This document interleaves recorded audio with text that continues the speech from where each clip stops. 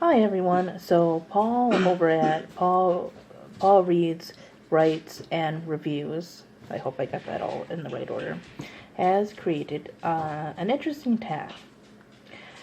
So he wants you to pick 5 characters.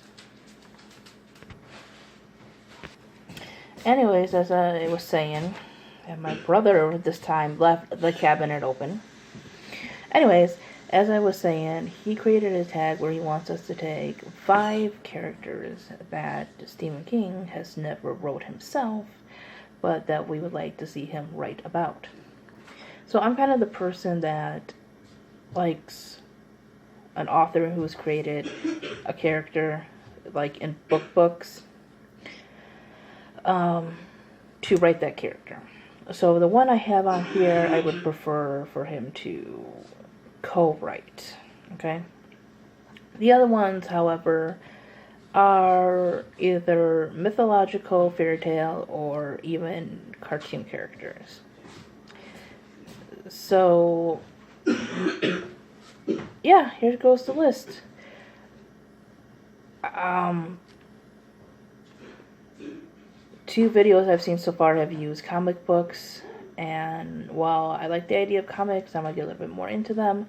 I have not read a lot to really have characters that I know enough about to say whatever author I would like to write about or have them write about. And King's work I have not read a whole lot of, but enough to get an idea of what he might be good at writing. Alright, so I'm kind of thinking my list here that I might change up some of the ranking here, but I guess it's not a countdown or whatever. But the first character I'm going to go with is the evil queen from Snow White. So I love how they did her character on Once Upon a Time. I think it was an interesting take on the character. The Disney version I think came out the late 30s, early 40s. Evil Queen, that's it, heartless. But Once Upon a Time took a different approach and gave her like a backstory and a kind of heartbreak and everything. And to have a reason why someone is evil, I think a lot of authors would be really good at writing that. But his work can be quite detailed from the very little that I have read. And I think he would just give fantastic backstory, a lot of detail about why this evil queen became the evil queen, what's going on inside of her head, how she thinks. I really think that, he would do really good at that. The next one, once again, coming in at an idea of what's going on in their head, would be the goddess Demeter, or Demeter. I've seen different ways to pronounce her name, and on my little pagan journey here, I've also tried to learn about Hellenism and Hellenic paganism. So, there's Demeter. Demeter is the goddess of agriculture, and if you know the story of her and Persephone, her daughter, when Persephone is kidnapped by Hades to the underworld and has to stay there for half the year, she becomes like stricken with grief and basically leaves things to wither and die.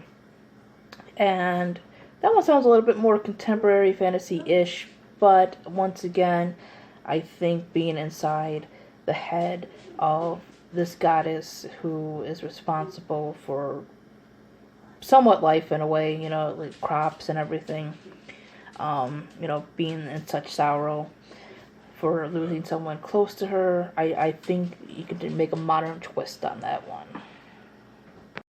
The next one, the next two are going to be cartoon characters, and I'm going to go with, right now, at this moment, Meg Griffin.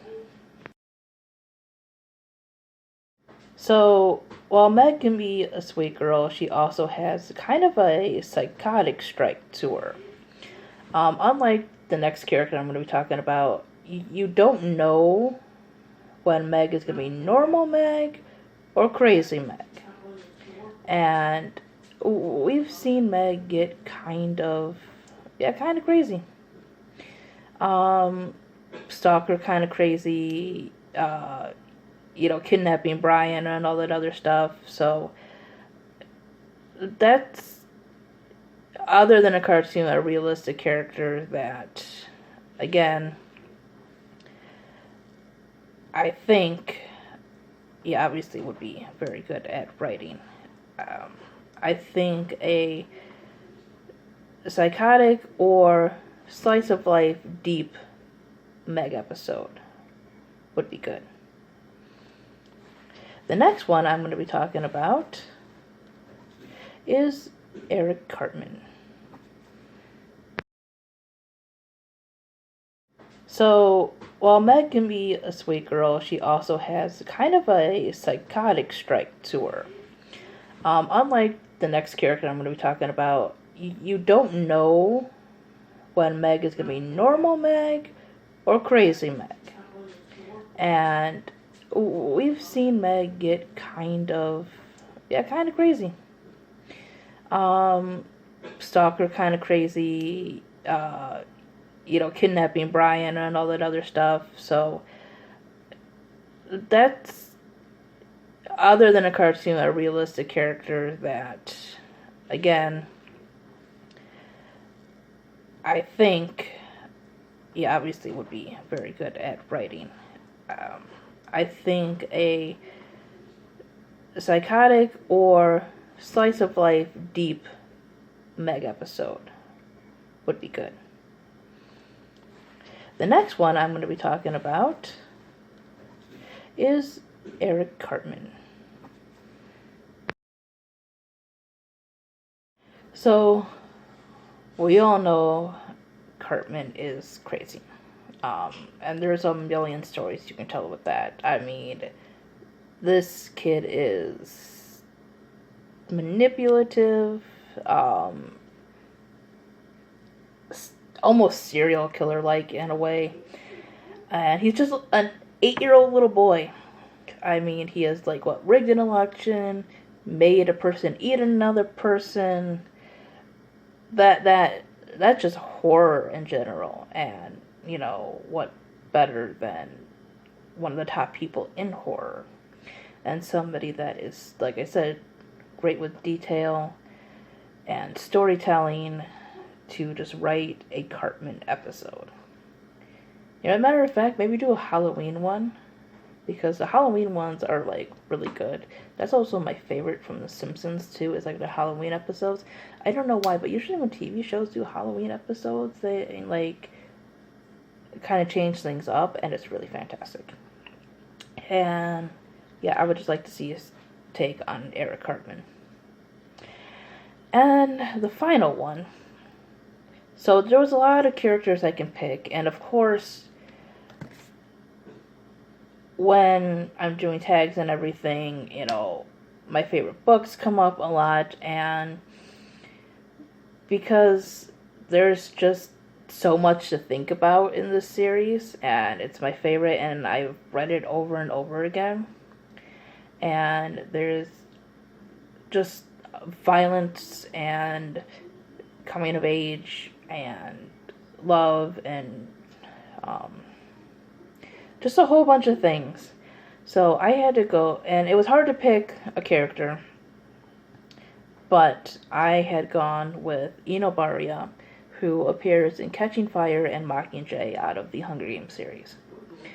So, in Catching Fire is the Quarter Quell, and they kind of look back at past victors of previous Hunger Games. So, Enobaria is, if I remember correctly, she was a career tribute. And the career districts are basically districts who train their children from a young age to go into the games. And, Bardia supposedly had won by ripping someone's throat out with her teeth. And then she goes and gets them, I think, surgically altered to be, sharp. And I just thought that was, quite interesting. Because you have the society where people are pitted against each other to separate them from coming together against the government. They are put into these arenas to be murdered for entertainment, really.